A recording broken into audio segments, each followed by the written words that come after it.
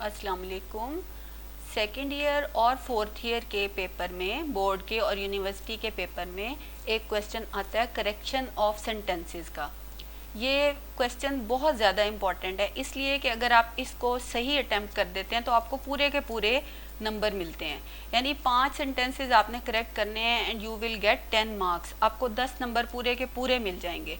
जबकि जो दूसरे सब्जेक्टिव आंसर्स आपने लिखने होंगे उसमें 7 out of 10, maximum 8 out of 10, वरना 3-4 पे स्टूडेंट्स रहते हैं। तो इस क्वेश्चन पे आप काफ़ी ज़्यादा मेहनत करें और इसकी तैयारी अच्छे तरीके से करें।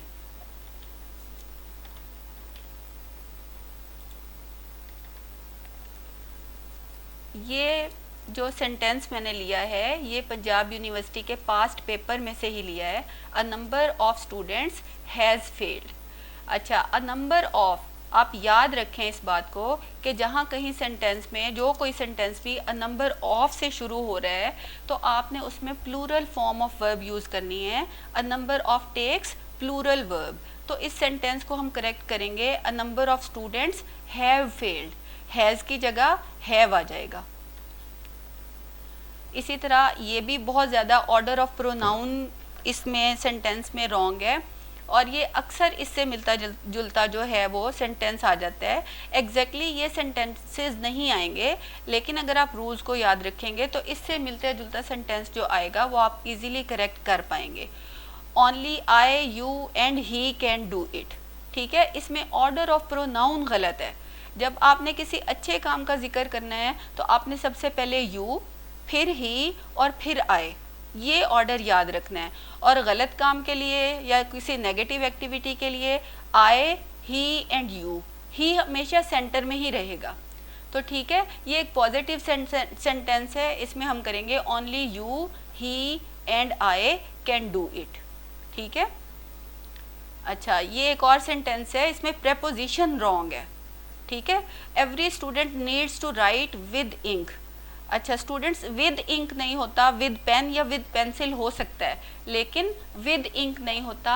आपने इसको करेक्ट करना है, every student needs to write in ink. ठीक है। इसी तरह एक और सेंटेंस है, I like to read don.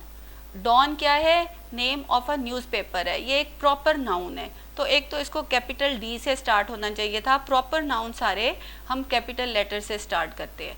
दूसरे, कोई भी न्यूज़पेपर हो, किसी भी अखबार का नाम हो, आपने उससे पहले द यूज़ करना है। याद रखें कि आपने अखबार का नाम आए, आपने उससे पहले द यूज़ करना है। The is placed before the names of papers. I like to read the Dawn. अच्छा, ये भी इससे मिलता जुलता भी अक्सर आ जाता है sentence, this matter is between him and me and I. I को आपने ऑब्जेक्टिव टाइप में लिखना है, इसको करेक्ट करके मी करना है। ठीक है, सब्जेक्टिव टाइप में लिखा हुआ है आई, यानी him and me, this matter is between him and me. I like such students who are hard working. ये रूल याद कर लें अच्छे तरीके से। Such is followed by as.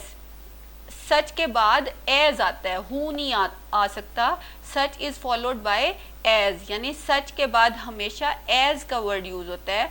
I like such students as are hard working. Who नहीं लगाएंगे। I like such students as are hard working. You are junior then me. अच्छा, जूनियर हो, सुपीरियर हो, प्रीफर हो, और भी हैं, वो भी मैं आपके साथ डिस्कस करूंगी, लेकिन अभी फ़िलहाल आप इतने ही याद कर लें। जूनियर, सुपीरियर, प्रीफर, इनके साथ प्रेपोजिशन टू यूज़ होता है।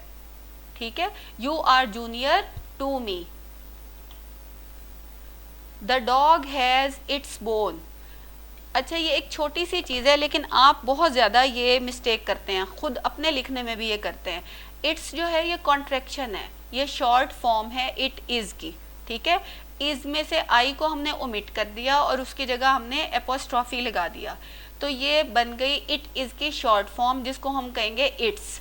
ठीक है, तो यहाँ पे सेंटेंस में इट इज़ नहीं आना था, यहाँ पे इट्स आना था। इट्स का मतलब होता है पोजेशन।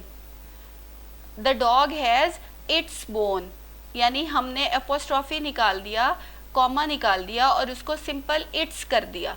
इट्स का मतलब है उस डॉग की, उसकी पोजेशन है, उसकी चीज है। The dog has its bone. Either of the boys are allowed to join us. अच्छा, आइदर जो है इसमें सिंगुलर वर्ब आता है। आइदर जहाँ कहीं भी आप यूज करेंगे आप उसके साथ सिंगुलर वर्ब यूज करेंगे। यहाँ पे आर रॉन्ग लिखा हुआ है। Either of the boys are allowed to join us नहीं आएगा। Either of the boys is allowed to join us. Either के बाद हमेशा singular form of verb use होती है। Either of the boys is allowed to join us. Do you know to swim. बहुत simple सी mistake है जो अक्सर स्टूडेंट्स करते हैं। कोई भी स्किल आपने बतानी हो, किसी भी काम के बारे में जो आप जानते हैं या आप पूछ रहे हैं कि आपको ये काम आता है कि नहीं आता, तो आप पूछते हैं how to swim. Do you know how to swim, do you know how to read, do you know how to write. इस तरह से ये आता है। ठीक है, तो उम्मीद है आपको ये काफ़ी हेल्पफुल लगेगा।